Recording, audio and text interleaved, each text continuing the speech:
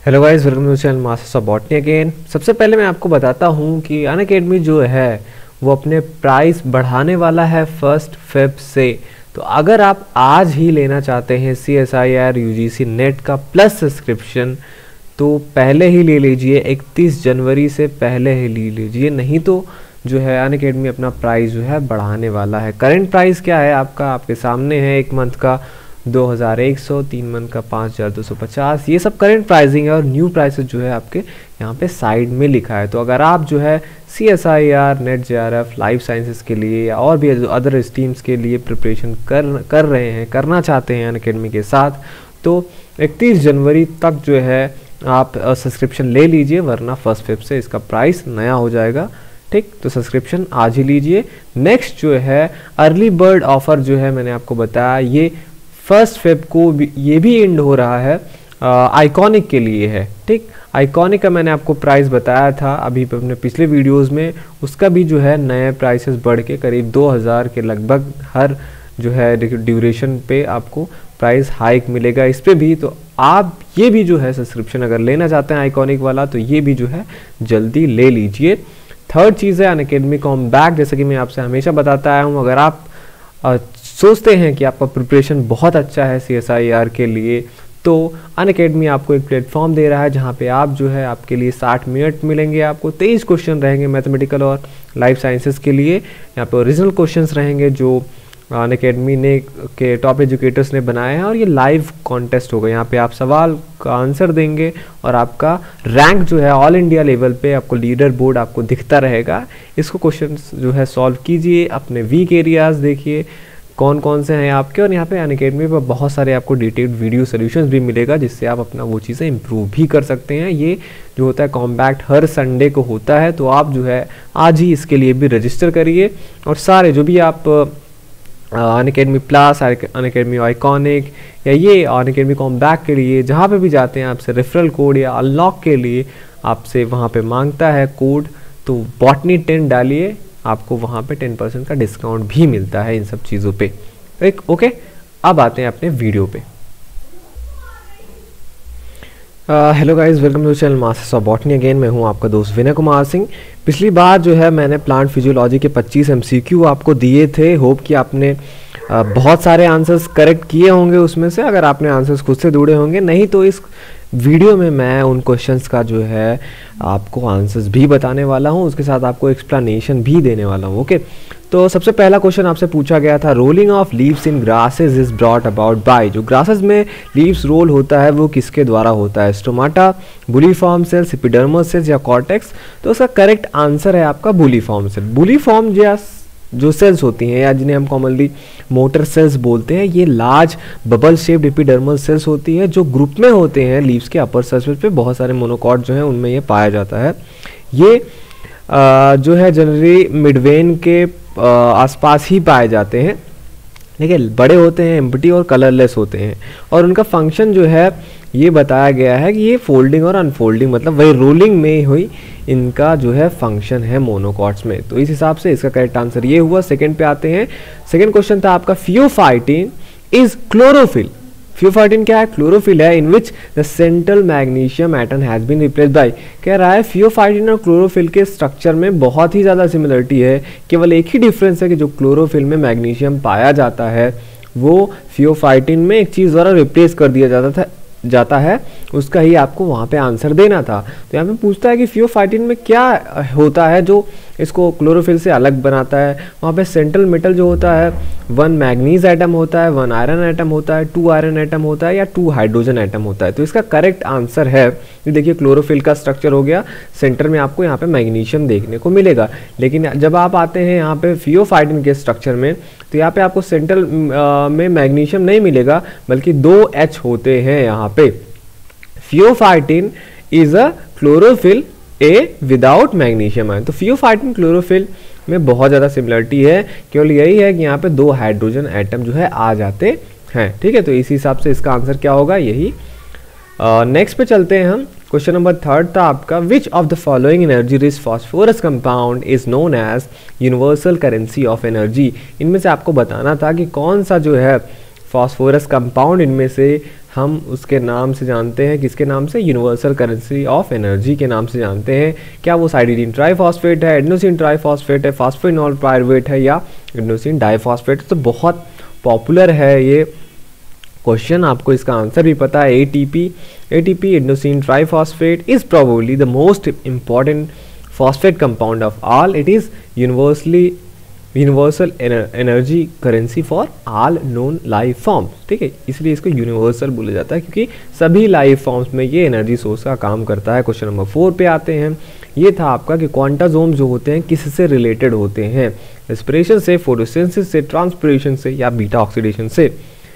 तो यहाँ पे आपको केवल रिलेशन बताना था, तो आपको वैसे पता होगा ये फोटोसिंथेसिस से ही रिलेटेड है और यही इसका करेक्ट ऑप्शन भी है। एक्सप्लेनेशन पे अगर आते हैं, क्वांटाजोम को आप कैसे पहचान, मतलब क्या इसका डेफिनेशन क्या है, क्या क्या चीज़ें इसमें होती हैं। एक्चुअली जो क्वांटाजोम है टर्म, ये आप कह लीजिए एक मॉर्फोलॉजिकल एक्सप्रेशन है। जो फिजियोलॉजिकल फोटोसिंथेटिक यूनिट होता है, फोटोसिंथेटिक यूनिट को हम क्वांटाजोम्स बोलते हैं। जो थैलाकॉइड जो होता है क्लोरोप्लास्ट के अंदर, उसके इनर मेम्ब्रेन पे ये रहता है।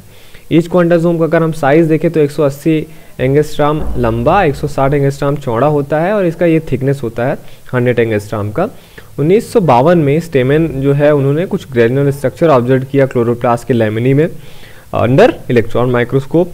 बाद में जो होता है पार्क और बिगिंस आते हैं 1964 में, उन्होंने कंफर्म किया कि ये जो है स्ट्रक्चर, ग्रेनुलर स्ट्रक्चर, ये फिजियोलॉजिकल यूनिट है फोटोसिंथेसिस के और उन्होंने ही ये टर्म जो है क्वाइंट किया क्वांटाजोम्स इसके लिए। अकॉर्डिंग टू देम, इनके अनुसार क्या है, क्वांटाजोम्स कंटेन अबाउट 230 क्लोरोफिल मॉलिक्यूल। इनके अनुसार क्या है, क्वांटाजोम्स के अंदर 230 क्लोरोफिल मॉलिक्यूल होते हैं। Minimum number of chlorophyll and other accessory pigment act together in a photochemical reaction to release 1 oxygen और to reduce 1 molecule of CO2, ठीक है। तो वही है, वहाँ पे क्लोरोफिल का कुछ मिनिमम नंबर पाया जाता है, एक्सेसरी पिगमेंट का नंबर पाया जाता है जो फोटोकेमिकल रिएक्शन में पार्ट लेते हैं, जहाँ पे एक ऑक्सीजन या जो कार्बन डाइऑक्साइड का रिडक्शन होता है वो होता है। तो ये सब कुल मिला के आपको यही जानना है, क्वांटाजोम्स क्या होते हैं, फोटोसिंथेटिक यूनिट ही कहलाते हैं। बाकी की ये सारी चीज़ें मैं आपको PDF प्रोवाइड करा दूंगा, उससे आप ये सब नोट्स बना लीजिएगा, एक्स्ट्रा जो चीज़ें हैं। क्वेश्चन नंबर 5 पे आते हैं। In which range of the visible spectrum leaves absorb the least amount of light. कह रहा है इनमें से कौन सा विजिबल स्पेक्ट्रम का लाइट है जो लीफ सबसे कम एब्जॉर्ब करते हैं। तो आपको पता ही होगा, ग्रीन कलर जो होता है, क्लोरोफिल जो होता है वो टोटली क्या करता है, रिफ्लेक्ट बैक कर देता है, तो इसीलिए ग्रीन कलर ही होगा, ठीक, green light. Regardless of whether the color of light is red or purple, the plant will absorb some amount of energy from the light it is receiving. Green light is the least effective for plants because they are themselves green due to the pigment chlorophyll. तो वो chlorophyll हमें green क्यों दिखाई देता है, ये भी basic question है, इसी की वजह से क्योंकि वो ग्रीन को रिफ्लेक्ट कर देता है। क्वेश्चन नंबर 6 पे आते हैं। इन chloroplast ATP synthase is located in. आपसे पूछा गया था कि ATP सिंथेज जो है क्लोरोप्लास्ट में कहाँ पे लोकेटेड रहता है, inner membrane, outer membrane, thylakoid membrane या ग्रेना। ध्यान दीजिए, ये क्लोरोप्लास्ट में पूछा गया है, क्लोरोप्लास्ट में पूछा गया है। तो अगर आपको फंक्शन पता है, आपको स्टेप्स सारे पता हैं फोटोसिंथेसिस के, तो आपको ये भी पता होना चाहिए कि ATP सिंथेज कहाँ पे रहता है वहाँ पे। तो ये करेक्ट ऑप्शन है कि यहाँ पे क्लोरोप्लास्ट होगा। क्लोरोप्लास्ट का डबल मेम्ब्रेन होता है, एक आउटर मेम्ब्रेन, एक इनर मेम्ब्रेन। फिर उसके अंदर क्या होता है, ग्रेना होता है। ग्रेना किससे मिलकर बना होता है, थैलाकॉइड का स्टॉक्स होते हैं वो। और यही जो ATP सिंथेज है ये थैलाकॉइड के वहाँ पे थैलाकॉइड मेम्ब्रेन यहाँ पे होगा, मेम्ब्रेन पे पाया जाता है, ठीक। थैलाकॉइड के मेम्ब्रेन पे, सारे में मेम्ब्रेन रहेगा, ओके। तो ये इनर मेम्ब्रेन पे पाया जाता है। ये देखिए यहाँ पे है, फोटोसिस्टम सेकेंड है, फिर प्लास्टोक्यूनोन है, साइटोक्रोम B5F है, फोटोसिस्टम फर्स्ट है। उसके बाद फिर यहाँ पे जो भी हाइड्रोजन इनसे निकलता है, आता है इधर, फिर वो यूज़ कर लिया जाता है, हार्नेस करता है ATP के सिंथेसिस में इस एनर्जी को। क्वेश्चन नंबर 7 पे आते हैं। ये क्वेश्चन का आंसर मुझे अभी तक नहीं मिल पाया है कहीं पे भी इसका। अगर आपको इसका आंसर मिलता है कि turnover time for ATP in cell क्या है, तो ज़रूर कमेंट कीजिएगा हमारे वीडियो में, ये मैं आप लोगों के ऊपर छोड़ता हूँ। सोर्सेस के साथ बताइएगा कहाँ पे आपने ये पढ़ा है, कहाँ पे ये चीज़ें लिखी हुई है, ठीक। क्वेश्चन नंबर 8 पे चलते हैं। विच of the following statement is correct. इनमें से आपको बताना था कि कौन सा स्टेटमेंट करेक्ट है। अगर लो कंसंट्रेशन होता है आर्थोफॉस्फेट का साइटोसोल में तो वो प्रमोट करता है स्टार्च सिंथेसिस को क्लोरोप्लास्ट में, या लो कंसंट्रेशन होने पे आर्थोफॉस्फेट का वो साइटोसोल प्रमोट करता है सिंथेसिस सुक्रोज इन साइटोसोल।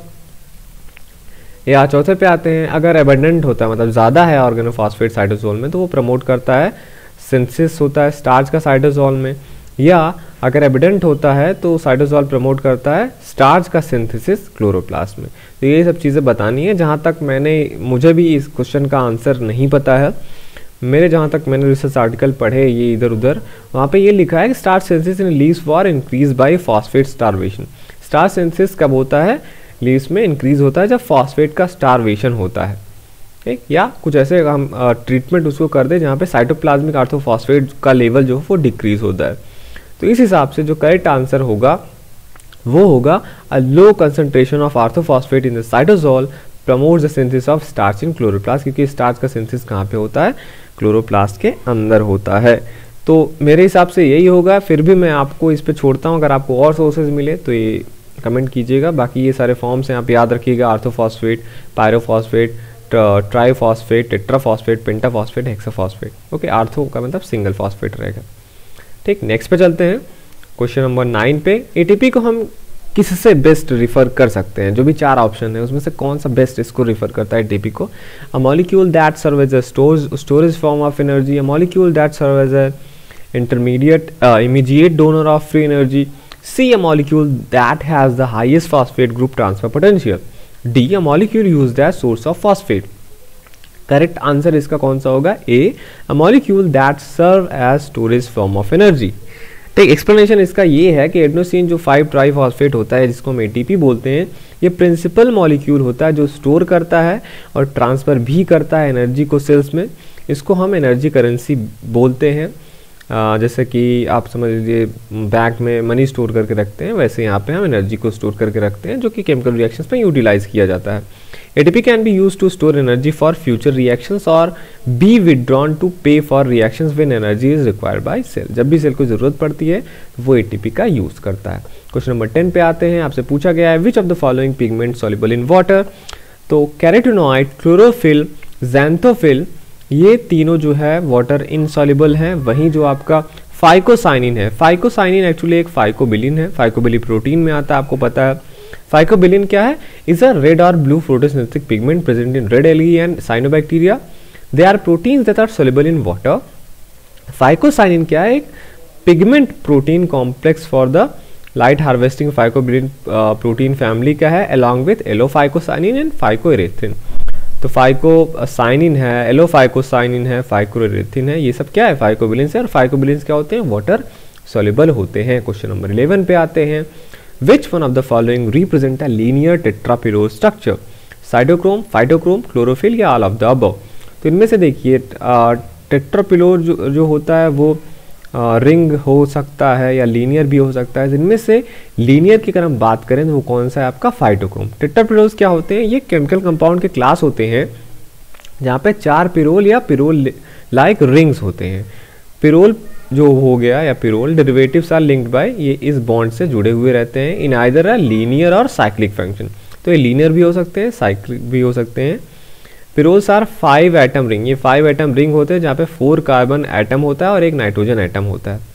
ये क्या होते हैं? कॉमन कोफैक्टर्स होते हैं बायोकेमिस्ट्री में and they are biosynthesis and degradation feature prominently in the chemistry of life. और इसका जो फीचर होता है बायोसिंथेसिस का और डिग्रेडेशन का वो प्रोमिनेंट होता है अगर हम बात करें लाइफ की केमिस्ट्री का। Some tetrapyrroles form the active core of compound, कुछ इनका यूज़ है, कुछ एक्टिव कोर बनाते हैं किसी कंपाउंड का। इनका एक इम्पॉर्टेंट रोल होता है लिविंग सिस्टम में, जैसे कि हीमोग्लोबिन का, क्लोरोफिल का, ऐसा। In these 2 molecules in particular pyrrole macro, जैसे अब हीमोग्लोबिन में, क्लोरोफिल में अभी आपने जो स्ट्रक्चर देखा था ऊपर वो टेट्रापिरोल था, जहाँ पे मैंने आपको मैग्नीशियम दिखाया था, वहाँ पे भी टेट्रापिरोल है और वो साइक्लिक है। वहीं आपको फाइटोक्रोम में देखेंगे तो यहाँ पे आपको लीनियर टेट्रापिरोल स्ट्रक्चर मिलेगा। 12 पे आते हैं। पूछा गया था आपसे सैक्रम ऑफिसिनेरम क्या है? C2 प्लांट है, C3 प्लांट है, C4 प्लांट है। तो सैक्रम ऑफिसिनेरम क्या है? आपका C4 प्लांट है। C4 प्लांट आपको पता है कि वो carbon 4 carbon fixation pathway use करते हैं to increase their photosynthetic efficiency by reducing और suppressing photo respiration which mainly occur under low atmospheric CO2 concentration, high light, high temperature, drought and salinity. तो जो फोटो रेस्पिरेशन का process होता था उसको suppress करने के लिए C4 प्लांट इवॉल्व हुए और बहुत सारे प्लांट हैं। देयर आर रफली 8100 known C4 species which belong to at least 61 distinct evolutionary lineages in 19 families के अंतर्गत आते हैं अगर आप APG4 क्लासिफिकेशन को फॉलो करते हैं। और इनमें से कुछ इंपॉर्टेंट क्रॉप क्या है आपके, मेज, सोरगम और शुगर केन। शुगर केन का साइंटिफिक नाम सैक्रम ऑफिसिनेरम। क्वेश्चन नंबर 13 पे आते हैं। In photosynthetic electron transport the herbicides like DCMU और dichlorophenyl dimethyl urea inhibit electron transport between. ये आपसे क्वेश्चन पूछा गया था, तो इसका सही आंसर है अगर आप देखेंगे, ये देखिए ये हुआ आपका क्या, फोटो लाइट रिएक्शन हो गया। लाइट रिएक्शन में ये DCMU यहाँ पे एक्ट करता है और पैराक्वाट एक होता है, ये यहाँ पे एक्ट करता है। ठीक है, फोटो सिस्टम फर्स्ट से जब इलेक्ट्रॉन जाते हैं किसके पास, NADP के पास, तो ये यहाँ पे इसको इनहिबिट करता है इलेक्ट्रॉन ट्रांसपोर्ट। और ये क्या होता है, ये ब्लॉक करता है इलेक्ट्रॉन ट्रांसफर को प्लास्टोक्विनोन और साइटोक्रोम के बीच में। ठीक है, तो ये प्लास्टोक्विनोन और साइटोक्रोम के बीच में ये ब्लॉक करता है, यही इसका करेक्ट आंसर होगा। नेक्स्ट क्वेश्चन नंबर 14 पे चलते हैं। क्लोरोफिल एब्जॉर्ब, क्लोरोफिल क्या एब्जॉर्ब करता है, केवल red light, blue light as well as red light या ग्रीन लाइट। तो क्लोरोफिल जो होता है अगर आप देखेंगे, chlorophyll is essential in photosynthesis allowing plants to absorb energy from light. Chlorophyll absorbs light more strongly in the blue portion of the electromagnetic spectrum as well as the red portion. इसका explanation भी है अगर आप देखेंगे, ये देखिए इस absorption spectrum में ये क्लोरोफिल ए का बी का दोनों का दिया गया है। ये जो हार्ड लाइन है ये क्लोरोफिल ए का है, ये देखिए ये ब्लू रीजन में अच्छा बहुत एब्जॉर्ब करता है, फिर यहाँ पे डाउन होता है, फिर रेड रीजन में बहुत अच्छा एब्जॉर्ब करता है। तो ये रेड और ब्लू दोनों जो है लाइट को अच्छे से एब्जॉर्ब कर लेता है, तो इस हिसाब से सी वाला ऑप्शन आपका सही है। नेक्स्ट पे चलते हैं हम क्वेश्चन नंबर 15 के आंसर्स पे चलते हैं। कार्बन डाइऑक्साइड पूछा है फोटोसिंथेटिक पाथवे को कब ज्वाइन करता है। आप खुद से थोड़ा सा आप सोच सकते हैं कि कार्बन डाइऑक्साइड, लोग बोलते तो हैं कि फोटोसिंथेटिक पाथवे में या फोटोसिंथेसिस में कार्बन का यूज होता है, पर ये जो कार्बन डाइऑक्साइड है ये सबसे पहली बार आपको कहाँ पे मिलता है फोटोसिंथेटिक, जब आप पाथवे पढ़ते रहते हैं, लाइट रिएक्शन में, डार्क रिएक्शन में, फोटो सिस्टम फर्स्ट में या फोटो सिस्टम सेकेंड में। तो आप देखेंगे कि जो कार्बन डाइऑक्साइड है ये डार्क रिएक्शन, लाइट रिएक्शन में क्या होता है, फोटो सिस्टम फर्स्ट और photo system second light reaction में ही होता है। ठीक है, उसी में ये आता है और यहाँ पे H2O आता है, O2 निकलता है, NADPH और ATP हमें मिलता है। फिर इसका यूज़ हम डार्क रिएक्शन में करते हैं जहाँ पे CO2 का फिक्सेशन होता है। तो CO2 जो है फोटोसिंथेटिक पाथवे को डार्क रिएक्शन में ज्वाइन करता है। ओके, नेक्स्ट पे आते हैं question number 16। Bacteria do not need sunlight to grow because, bacteria को सनलाइट की ज़रूरत नहीं पड़ती है, क्यों? They prepare their food without the help of light, they do not like sunlight brightness, due to absence of chlorophyll they are incapable of manufacturing their own food, or they use other kinds of light for manufacturing their own food।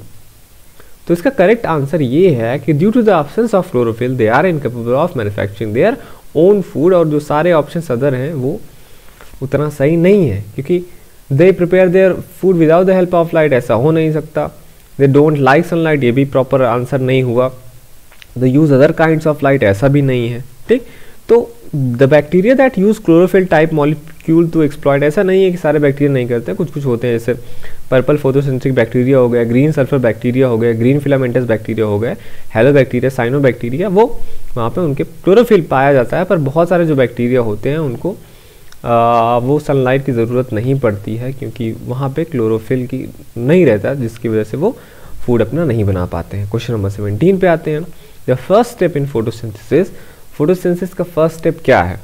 अगर मैं आपसे कहूँ organization of water, formation of ATP, attachment of CO2 to 5 carbon sugar, excitement of electron to the chlorophyll A by photon of light, तो आपको याद रखना चाहिए light reaction. सबसे पहले फोटोसिंथेसिस में आप लाइट रिएक्शन पढ़ते हैं।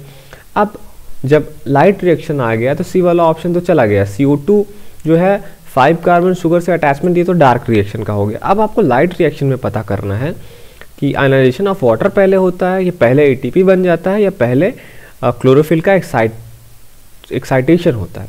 तो फॉर्मेशन ऑफ ATP तो बाद की बात है, ये भी बाद में बनता है। अब दो ऑप्शन है, आयनाइजेशन ऑफ वाटर या excitement of electron to the chlorophyll. तो आयनाइजेशन ऑफ वाटर तो होता है, ये फिगर्स में पहले ही दिखाया जाता है, बनाया जाता है, लेकिन आयनाइजेशन होने के लिए सबसे पहले क्लोरोफिल का एक्साइटमेंट होना होता है। इसीलिए ये जो एक्साइटमेंट है इलेक्ट्रॉन का बाय फोटोन ऑफ लाइट, ये सबसे पहला स्टेप होता है, ठीक, फोटोसिंथेसिस में। इसका भी एक्सप्लेनेशन लंबा सा है, पढ़ लीजिएगा।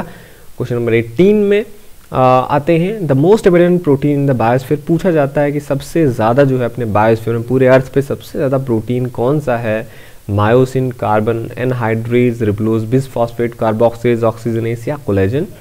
तो इसमें जो है विन करता है आपका ribulose, bisphosphate, carboxylase, oxygenase, rubisco जिसे आप बोलते हैं, ठीक। ये जो है माना गया है कि मोस्ट एबिडेंट प्रोटीन है अर्थ पे। क्वेश्चन नंबर 19 पे आते हैं, photosystem first and photosystem second are named like this on the basis of. कह रहा है ये जो फोटोसिस्टम फर्स्ट और सेकेंड है, इसका ऐसा नाम क्यों पड़ा है, किसके बेसिस पे? कि या उसके सीक्वेंस में फर्स्ट ऑप्शन पे अगर जाएं तो कह रहा है sequence in which they function, क्योंकि सबसे पहले फोटोसिस्टम फर्स्ट आता है, फिर फोटोसिस्टम सेकेंड आता है लाइट रिएक्शन में। लेकिन ऐसा तो होता नहीं, फोटोसिस्टम सेकेंड पहले आता है, फिर फोटोसिस्टम फर्स्ट आता है, तो ये तो गलत हुआ। Second, the sequence of their discovery, यही इसका करेक्ट ऑप्शन है, the sequence of their discovery. C भी नहीं सही है, डी भी नहीं सही है, ठीक। कि the photosystem is known as photosystem first. जो फोटोसिस्टम फर्स्ट है वो फोटोसिस्टम फर्स्ट इसलिए कहा जाता है क्योंकि वो डिस्कवर पहले हुआ था फोटोसिस्टम फर्स्ट सेकेंड वाले से।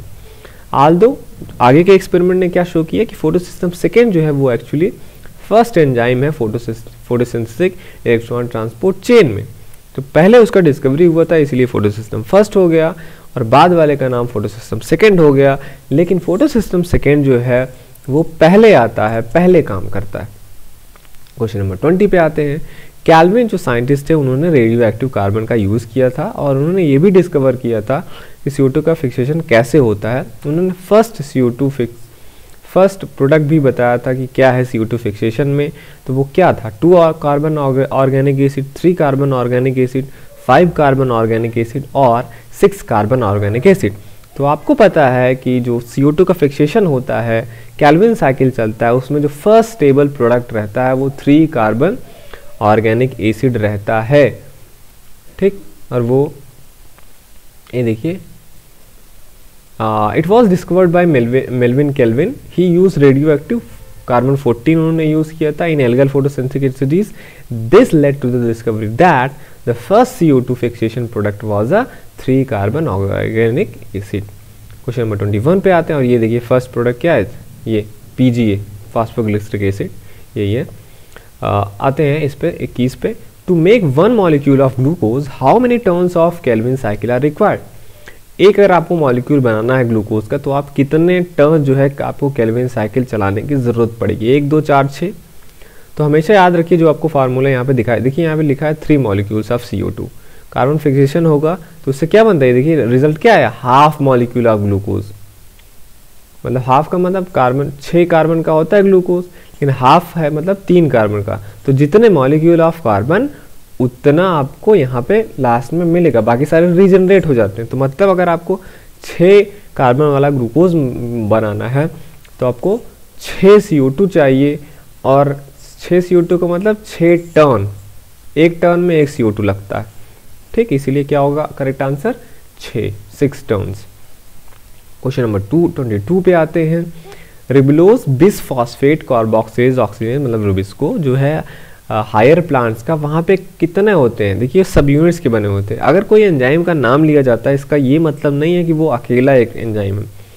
जो एंजाइम रहते हैं एक ही हो सकते हैं और उसमें 2 सब यूनिट हो सकते हैं, 3 सब यूनिट हो सकते हैं, 4, 8, 10, 15, 20 बहुत सारे सब यूनिट से वो मिलके बना हो सकता है, मतलब अलग अलग उसमें पार्ट्स रहते हैं उसके। तो वैसे जो रिबिस्को है आपका, ये आप देखेंगे आपसे पूछा गया था कितने सब यूनिट से मिलके बना हुआ है, तो वहाँ पे आपको 8 आइडेंटिकल मतलब सिमिलर लार्ज सब यूनिट और 8 आइडेंटिकल स्मॉल सब यूनिट आपको मिलता है। तो रुबिस्को इसी से मिलके बना हुआ होता है, ठीक। ये देखिए 8 रुबिस्को जो है, जिसको आप एंजाइम कमीशन नंबर ये है, ये क्या करता है, गैसियस कार्बन डाइऑक्साइड को फ्यूज करता है RuBP से, जहाँ पे 3 फॉस्फोग्लिसरिक एसिड बनते हैं, यही फर्स्ट स्टेबल प्रोडक्ट है कैल्विन साइकिल में। And is the key enzyme in CO2 assimilation. Chlamydomonas और हायर प्लांट्स में ये एंजाइम क्या होता है, हेक्साडेकामर होता है, ठीक, मतलब 8 16, कंपोज्ड ऑफ 8 लार्ज सब यूनिट, 8 स्मॉल सब यूनिट, जो कि केवल एक ही जीन से इनकोड किया जाता है, क्लोरोप्लास्ट में RBCL इसका जीन होता है, ये भी आप याद रखिएगा। एंड 2 एडजेसेंट न्यूक्लियर जीन, और 2 पास में रहते हैं न्यूक्लियर जीन से, RBCS1 और 2 से, ठीक है। तो स्मॉल सब यूनिट इससे बनता है, लार्ज सब यूनिट RBCL से बनता है, ठीक है। तो कोई भी पूछे आपसे RBCL जीन क्या करता है, आप क्या बताएंगे, रुबिस्को का ये जो है RuBP एंजाइम, रुबिस्को एंजाइम जो है ये लार्ज सब यूनिट को कोड करता है, और जो RBCS1 और 2 है ये स्मॉल सब यूनिट। ये कितना है, 8 ही, कितना है 8, ओके। क्वेश्चन नंबर 23 पे आते हैं। During C4 metabolism the first intermediate into which CO2 is fixed. कह रहा है CO2 मेटाबॉलिज्म जब होता है तो क्या होता है, सबसे पहला इंटरमीडिएट बनता है जिसमें CO2 सबसे पहले फिक्स होता है। तो देखिए C3 तो अलग था, वहाँ पे आपने क्या देखा, अभी आपने पढ़ा ही कि वहाँ पे क्या बनता है, first stable product 3 phosphoric glyceric acid. लेकिन C4 में ऐसा नहीं होता। C4 में जब CO2 ज्वाइन करता है तो ये देखिए पेप आता है, 3 कार्बन कंपाउंड, एंजाइम लगता है पेप कार्बोक्सिलेज, और उससे फर्स्ट स्टेबल प्रोडक्ट जो होता है 3 कार्बन का नहीं, यहाँ पे 4 कार्बन का कंपाउंड बनता है, जो कि क्या होता है, ऑक्सैलो एसीटेट। तो कौन सा ऑप्शन सही होगा, ऑक्सैलो एसीटेट। नेक्स्ट चलते हैं क्वेश्चन नंबर 24 पे। फोटो रेस्पिरेशन में पूछ रहा है ग्लाइसिन कब सिंथेसाइज होता है, कहाँ पे सिंथेसाइज होता है, पेरोक्सिसोम में, माइटोकॉन्ड्रिया में, क्लोरोप्लास्ट में, या साइटोप्लाज्म।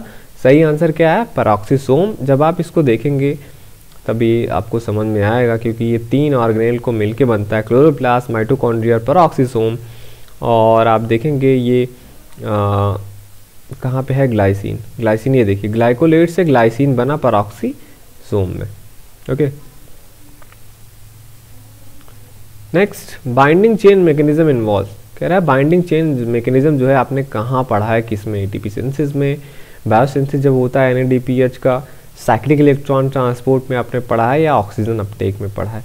तो बाइंड चेंज मैकेनिज्म जो होता है, आपने देखा ये अभी पूछा था ना आपसे ATP सिंथेसिस कहाँ पे होता है, तो वहाँ पे आपसे बताया गया था कि थीलाकॉइड मेम्ब्रेन पे होता है। तो ऐसे ये दिखता है, इसके ये सब यूनिट हैं, C, A, B, delta, alpha, ये सब अलग अलग होते हैं। इसको F0 बोलते हैं, इसको F1 बोलते हैं।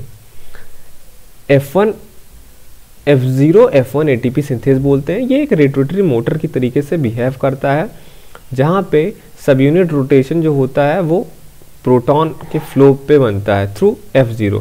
F0 से प्रोटॉन फ्लो करता है इसके अंदर की तरफ, और यहाँ पे बाइंडिंग चेन मैकेनिज्म होता है F1 पे, जो कि रिस्पॉन्सिबल है ATP सिंथेसिस के लिए। ये देखिए ऐसे 1 2 3 ऐसे रोटेट होता है, इसके बारे में थोड़ा पढ़ लीजिएगा। बाइंडिंग चेन मैकेनिज्म होता है ATP सिंथेसिस का, इसमें पाया जाता है। तो ये था आपका 2500 क्वेश्चन का आंसर, उसके एक्सप्लेनेशन। जो 1-2 छूटे हैं उसके आप कमेंट कीजिएगा सोर्सेज के साथ में, ठीक। होप कि आपको ये वीडियो अच्छा लगा होगा।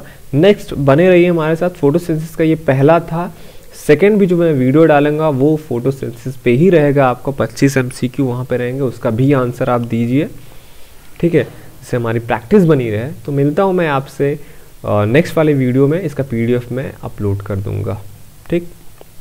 चलता हूँ मैं, मिलूंगा आपसे नेक्स्ट वीडियो में। Thank you for watching this video.